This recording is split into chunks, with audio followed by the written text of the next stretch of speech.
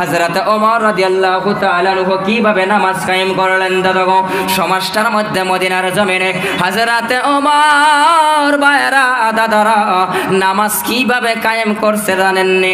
হযরত ওমর রাদিয়াল্লাহু তাআলা আনহু বললেন, এই মদিনার জমিনে একটা তাস খেলতে পারবে না, ড্রাগস খাইতে পারবে না, শরীরে মারতে পারবে না, নেশা করতে পারবে না, শরাব পান করতে পারবে না। কোন যুবক রে যদি নামাজ না পড়ে, আমি ওমরের তরবারির সম্মুখে কল্লা আমান থাকবে না। কোরআনের আইন চালু করে দিলেন। কেমন আইন চালু করলেন রে দাদারা ভাইরা, কেমন আইন চালু করলেন? সারাটা মদিনার জমিনে হযরত ওমর বলে দিলেন, নামাজ কায়েম করতে হবে রে যুবক, নামাজ পড়ো, নামাজ পড়ো।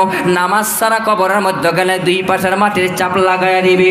ভাইরা রে দাদারা, যুবক যুবক ভাইরা, এই জিনকাটা এলাকার মধ্যে যদি প্রত্যেকটা যুবক ইসলাম কায়েম হয়েছে যুবকদের মাধ্যমে, এই সমস্ত যুদ্ধে জাহাদের ময়দানে যুবকদের মাধ্যমে কায়েম হয়ে গেল, ইসলাম প্রসারিত হয়েছে যুবকের মাধ্যমে। আজ পর্যন্ত যুবকের মাধ্যমে ইসলাম চলছে, কথা কোন ঠিক না ঠিক? যুবক যদি ঠিক হয়ে যায়, সমাজটার মধ্যে যদি যুবক ঠিক হয়ে যায়, প্রত্যেকটা যুবক আজকে কম্পিটিশন লাগাই দাও। যুবক বন্ধু বান্ধবের সাথে কম্পিটিশন লাগাও। ফজরের নামাজে আজান দেব আমি, আর এক যুবক বলবে তুমি পারবে না, আমি আজান দেব।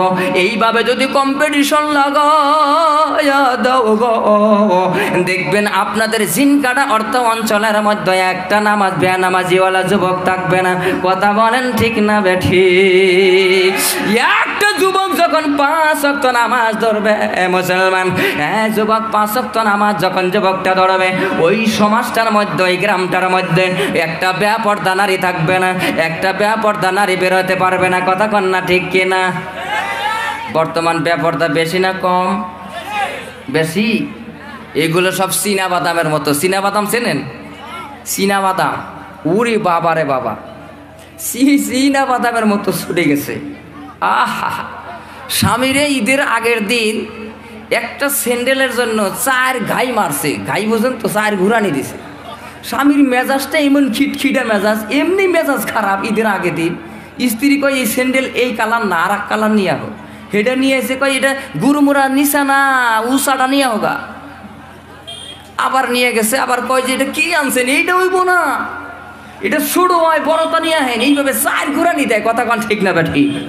সম্মানিত ভাইয়েরা, এইবার বলেন যুবক ভাইয়েরা, শুধু যুবকরা 5 ওয়াক্ত নামাজ কায়েম করবে, এবার মহিলাদেরও 5 ওয়াক্ত নামাজ কায়েম করার দরকার আছে না নাই? আর জোরে কোন আছে না নাই? নামাজের কথা বলে খারাপ পায় অনেকে। খারাপ পায় না? নামাজের কথা আমার আল্লাহ কোরআনে বলছে না নাই? কথা কবেন, নামাজের কথা আল্লাহ বলছে না নাই? সুদের কথা আল্লাহ কোরআনে বলছে না নাই? ঘুষের কথা বলছে না নাই? হালাল হারামের কথা আল্লাহ বলছে না নাই? কোন দিকে ওয়াজ করবেন দাদারা ভাইয়েরা? যেই দিকে ওয়াজ করবেন ওই দিকে মানুষের মনটা খারাপ হয়ে যায়। সুদের ওয়াজ করবেন, অনেক সুদের ওই জায়গায় বসা আছে। কথা কোন ঠিক কিনা? আর তো দেখা দেন না যে 1 হজের মধ্যে ও সুদের কথা কইতেছি, একজন যুবক দেখা হুজুর কয় ওই যে একটা, মনটা খুব খারাপ হবে না? দেখা দিবেন না মুসলমান। সুদের ওয়াজ করলে মনটা খারাপ হয়ে যায়, ঘুষের ওয়াজ করলে মনটা খারাপ হয়ে যায়, বেনামাজের ওয়াজটা করলে মনটা খারাপ হয়ে যায়। কোন দিকে ওয়াজ মুসলমান গো, কিভাবে বালা হওয়া যায় সেই দিকে আমার আপনার যেতে হবে। এ মুসলমান ভাইরা দাদারা, যেহেতু মসজিদ উন্নতি কালবে মসজিদের আয়োজিত মাহফিল, এইবার মসজিদের মধ্যে 5 ওয়াক্ত নামাজিত পড়ন লাগে। কথা কোন ঠিক কিনা? মসজিদে নামাজ পড়া লাগবে 5 ওয়াক্ত। এই নামাজের আলোচনা আমি করব, চলবে তো ইনশাআল্লাহ? ভাইরা দাদারা, একটু গভীর মনোযোগ দিবেন। কেমন মনোযোগ দিবেন? পর্দার আলের মা গো, পারলে ওয়াজটা রেকর্ড করে নিয়ে বালিশে মাথা রাখিয়া দ্বিতীয়বার শোনার চেষ্টা করবা। পর্দার আলের মারা, নামাজ পড়েছিলেন আল্লাহর নবীর একজন সাহাবা। কেমন নামাজ পড়েছিলেন ভাইজান, কেমন নামাজ পড়লেন আর আমি আপনি কেমন নামাজ পড়লাম? আমি আপনি যেই নামাজ বাইরা দাদারা মসজিদে গিয়া পড়ে আমাদের নামাজ কবুল হইল কিনা আমাদের সন্দেহ আছে, কথা কোন ঠিক কিনা? কিন্তু সাহাবারা রে বাইরা কিভাবে নামাজ পড়তো তাদের গ্যারান্টি, কিছু গ্যারান্টি হলেও ছিল। আমার আল্লাহ পছন্দ করে নিয়ে 10,000 সাহাবা, 12,000 সাহাবা ওই জান্নাতুল বাকির মধ্যে ঘুমিয়ে আছেন। জোরে গান সুবহানাল্লাহ। কি হজ করতে কারা কারা গেছেন? হাজী সাহেব আছে না? নাই না এনে আছে, একজন আছে মাশাআল্লাহ। এনে নাই? হজ করতে গেছেন কারা কারা? এনে নাই? একজনও নাই? আমার মনে হয় খারাপ পাইতেছে না আপনারা, না? তাহলে হজ করার ইচ্ছা আছে না নাই? আওয়াজ দেখুন, আছে না নাই? তাহলে আমার সাথে বলেন, মনে বড় আশা ছিল যাব মদিনায়, মনে বড় আশা ছিল। সালাম আমি করব গিয়ে, সালাম আমি করব গিয়ে নবীজির রওজায়, মনে বড় আশা ছিল যাব মদিনায়। জোরে, মনে বড় আশা ছিল। আরব সাগর পাড়ি দিব নাই তো আমার তোরি,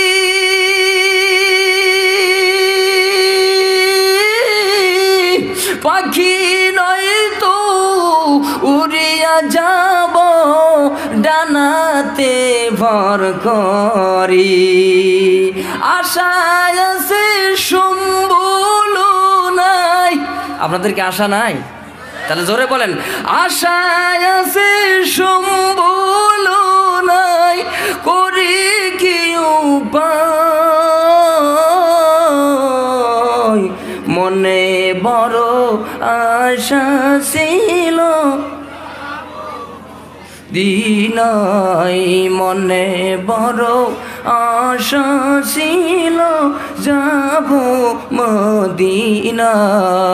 কাফিলাতে কি যাও তুমি সঙ্গে নিও মোরে, সঙ্গে যদি না নাও তুমি গিয়া মদিনায়।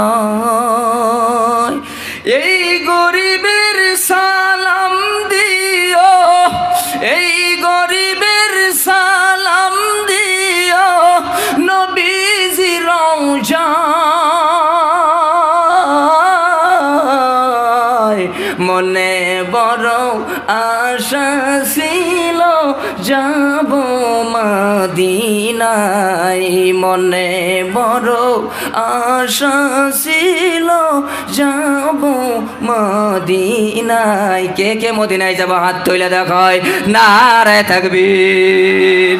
আল্লাহ তুমি সকলের হাত কবুল করো।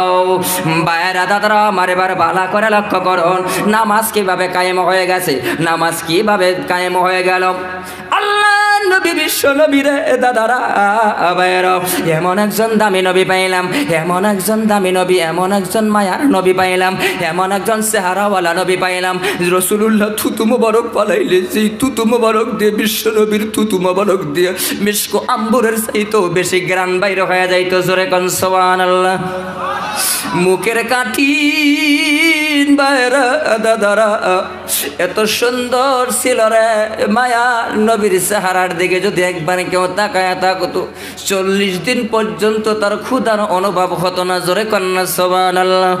আমার আপনার মায়ার নবী এমন একজন নবী পাইলাম, না খাটো ছিলেন, না লম্বা ছিলেন, না বেটে ছিলেন, মাঝারি সন্ধ্যের ছিলেন। যে জায়গায় যায় দাঁড়াইতো আমার নবীকে উঁচু স্থানে দেখা যাইতো। জোরে কোন আল্লাহু আকবার।